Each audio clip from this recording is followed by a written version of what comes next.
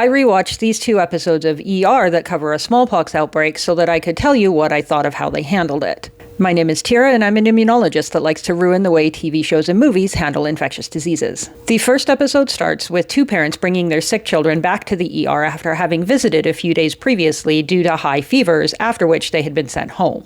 Smallpox has an incubation period of 2 to 2.5 weeks before a high fever abruptly breaks out for 3 to 5 days, and then a lot of pustules will appear across the whole body within about 24 hours and be there for 8 to 10 days. After that, you're either going to die from a severe case where all your pustules join together causing your skin to slough off, called confluent smallpox, or you're going to spend a month or so recovering, after which you will have white scars wherever you had a pockmark. ER gets the fear and the seriousness correct, however they end up releasing everyone from the hospital except for the 6 or so doctors and nurses who had direct contact with the patients. And that is how you get an entire city infected with smallpox, because smallpox spreads very easily through forced air ventilation systems. The infected children show little white bumps as their supposed smallpox pustules, which are not correct in the slightest and just end up making them look like cats that got into styrofoam packing. The remaining doctors and nurses in the hospital end up vaccinating each other against smallpox, which, due to the long incubation period of the virus, would actually be effective in preventing illness. It takes about 2 weeks to develop an adaptive immune response. That means for any illness that takes more than 2 weeks to develop, vaccinating after exposure would help. In the end, it turns out that the kids didn't actually have smallpox, though, which is why the entire city didn't get sick from the ineffective quarantine. They came down with a nasty case of monkeypox, which only spreads through close contact, like caring for someone who is sick,